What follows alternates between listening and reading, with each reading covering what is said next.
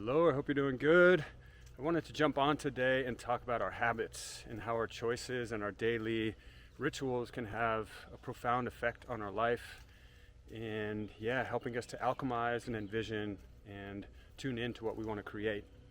And I would also say that before we get to our habits and our daily rituals, I would say one of the first and most important things is to ground ourselves, because if we're doing our routines and trying to do all these things to improve ourselves and work with different things, if we're in a stress, it's not going to make that much of a difference. So I would say the first element that we need to work with is calming our nervous system, grounding ourselves, and especially today, a lot of people around the world, it's such an intense time and a lot of people are getting triggered in so many different directions.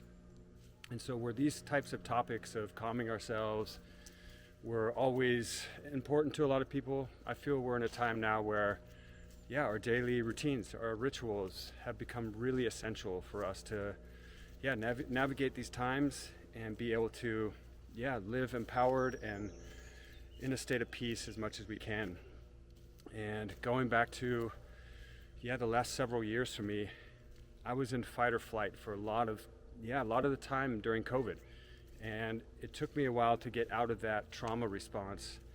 And looking back on it, it's clear to me that one of the most important things was when I started to really just unplug from the fear and start to just focus everything on grounding. So if you're in fight or flight right now, or you find yourself stressed out a lot lately, I would say the number one thing is how can I calm my nervous system?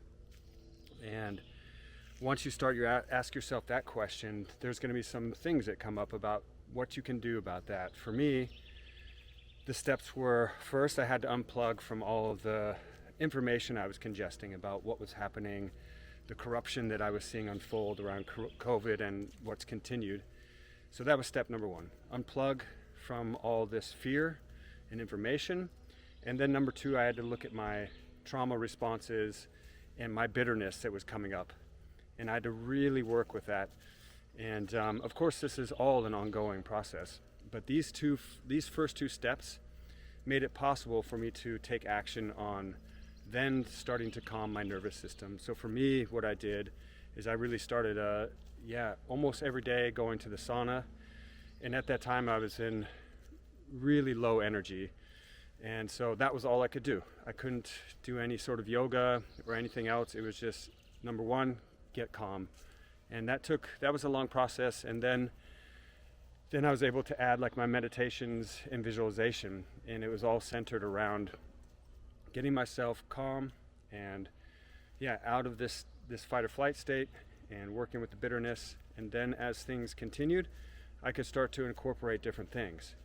And so since about January, things have really, I felt like the surge that I've talked about in my previous videos that I haven't felt in a long time. And so like the habits now, I'm doing a lot of different things that all center around, first, making sure that I'm staying calm, and then doing things like yoga, stretching, weight training, continuing to do the sauna, daily meditation, visualization, and of course with the food that I'm eating and a lot of juicing, a lot of different detox protocols.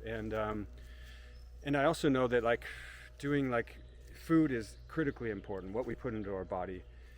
But if we're in stress, it's not going to have the effect on us that it would if we're calm.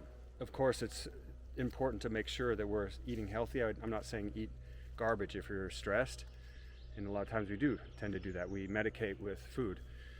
But when we get ourselves calm, then all of these practices make more of a difference.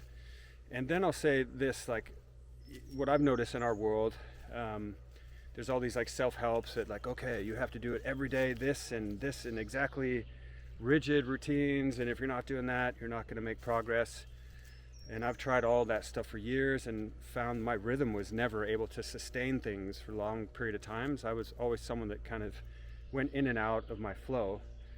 And so what I've realized now is I do like to do things consistently, but sometimes I have more or less energy for certain things. and sometimes I'm not doing everything that I want to.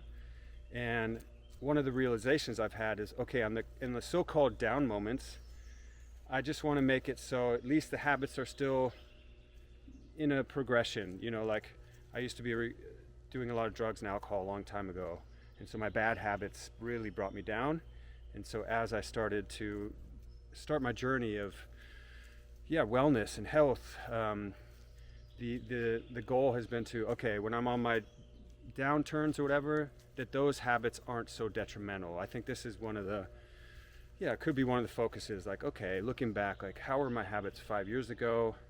Okay, my habits now, even the ones that aren't as good, at least aren't as detrimental as they were before. So instead of trying to be a perfectionist on everything, just trying to make progress. And just doing what you can. If it's really just being able to barely get out of bed and do what you have to do that day, work-wise or whatever, then that's also a gift. This is also important, that we're going to have days where just getting out of bed is all we can do. Certainly that was the case for me. If you watched my last couple videos in December, I was basically in bed the whole time and I couldn't do anything else. And so when it was like that, I just had to really work on my mentality and work with staying positive and just feeling what was going on, and also just really feeling and being with the struggle, actually, and embracing it, and just feeling it. So that's what I wanted to share about today, just our habits, because I really see that we can really use these habits as a springboard to what we want to envision and what we want to alchemize and bring into our life. And the other thing on that I find lately is really important. It's just about how present we are in each of these things that we're doing. Like if you're meditating, even if it's just for 5 minutes, really just being as present as you can for that. And if you're doing a visualization, if it's only 2 minutes, really just being present. And instead of thinking, oh, I need to do an hour or 2 or 3 of this a day, just starting small, that's really important. And then as you get into it, I believe then we can create more space. That's at least what it's been for me. I've had to start things smaller, and then I've increased it as I've gone into it. And just really the importance of, in the busy day, a lot of us are just like hooked into computer screens or whatever, office spaces and phones. And so I find that, like, as much as we can, just trying to pause, just finding moments throughout the day. This is what I try to do. I start my morning without looking at any screens, start my meditation, and I do my morning practices, my visualization, and then I also, throughout the day, I try to just pause, and just pause, even if it's just 5-10 minutes, and then it's grown, where I can really take more space. And then in the evening, also doing a practice at night where it's something that can calm you down before you go to sleep, like really trying to stop with the screens and, just calming the nervous system, finding an ending point where you can just reflect on the day and do a meditation or whatever is coming up for you.